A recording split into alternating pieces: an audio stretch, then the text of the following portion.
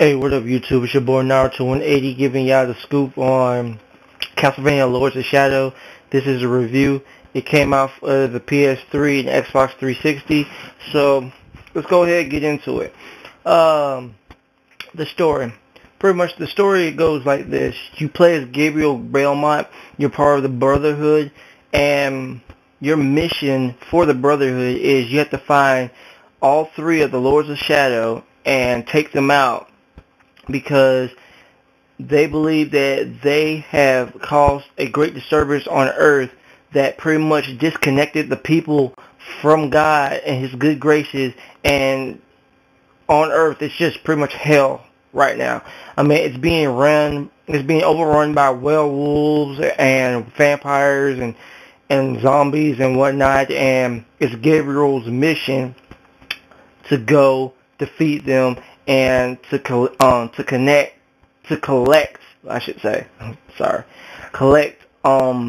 three shards that create a mask that will help save Earth. And also another reason that Gabriel is doing this is to bring his wife back to life. And he heard that with the mask, he'd be able to bring back his wife back from the dead. But anyway, like I said, pretty much, just thinking about the story-wise, it's epic.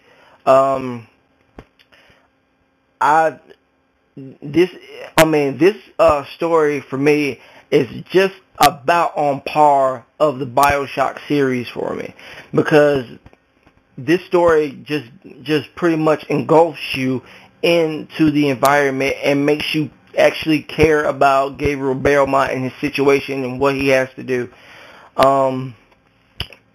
Another thing that within the game, for the story, what it does is during the load screen times, you actually get to read out what Gabriel is thinking and maybe what the enemy is thinking about. And it's being read. I mean, you can not only read it, but it's being read to you by Patrick Stewart. If you don't know who Patrick Stewart is, X-Men, the movies, and Star Trek, I believe, the Next Generation. Check it out, and you'll know who Patrick Stewart is. But anyway, pretty much, pretty much, just thinking about the story, just epic, like I said before, and it will get you really into the gameplay, which I'm about to talk about now. Gameplay. This gameplay has been considered in comparison to the God of War series and Shadows of the Colossus. First, with the God of War series, pretty much God of War is a hack and slash. This is what Castlevania is. It's a hack and slash. It doesn't make no bones about it. The only difference is between God of War and Castlevania is when God of War, when you're playing God of War, you get you probably might get 10 enemies on the screen attacking you non-stop, but yet they're easy to dispatch because you're Kratos, you're a badass, and you're supposed to feel like a badass. In Castlevania, they kind of flip the script, and how they do that is they'll give you maybe in total 5 enemies, and all those enemies are really tough to dispatch, just really, really tough to beat. And you have to come up with different strategies in order to beat them, and because you just can't just use your chain whip or the vampire killer and take them all out. You have to use your different items that you find throughout the game in order to take them out, and you get really inventive of how to take them out. Another thing that helps with this game is also you get light and shadow powers throughout the game. The light powers help you, when you're attacking an enemy, you can actually gain life while attacking them. And the shadow powers is when you're attacking your enemies, you actually do double the damage, which is really cool. Also, another thing that's cool about the light and shadow powers is also, or the relic powers is what they're called, is that you can actually get different combos for the different relic power, so which was really cool. As I said before, like when thinking about God of War and thinking about Castlevania, in God of War, you will get an abundance of weapons to at your disposal to take out the enemies, to take out your enemies, and you upgrade them by using their souls and whatnot. With Castlevania, when you defeat your enemy, you get experience points, and with those experience points, you can use those to get better combos. Some land combos, some air combos. Also, you can get combos for your own relic powers. I thought it was really cool.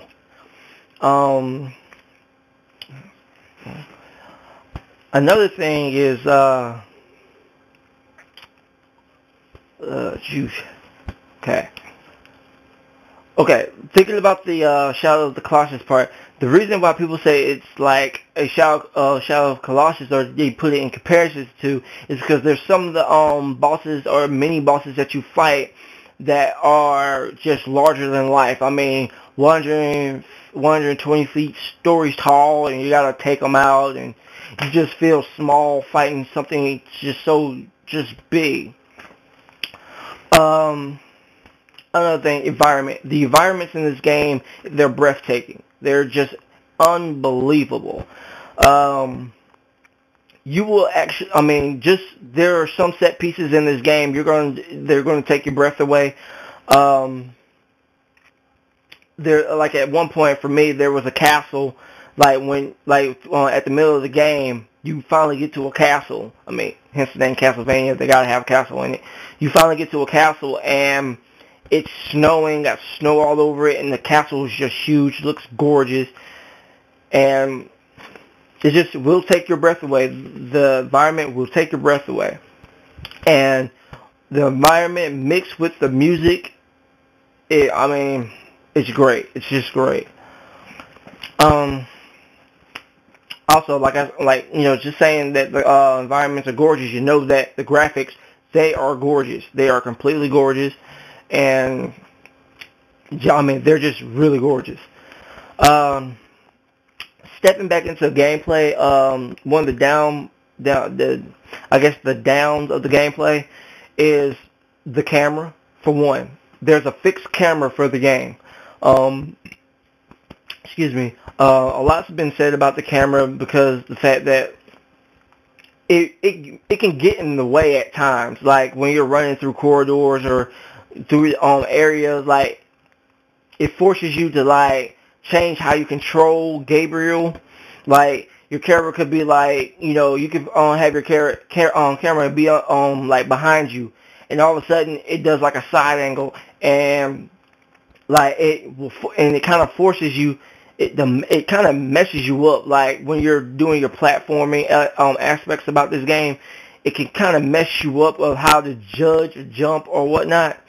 It really gets on your nerves at a time. Another thing is what I've been hearing and reading is that a lot of people say there's a frame rate issue in this game.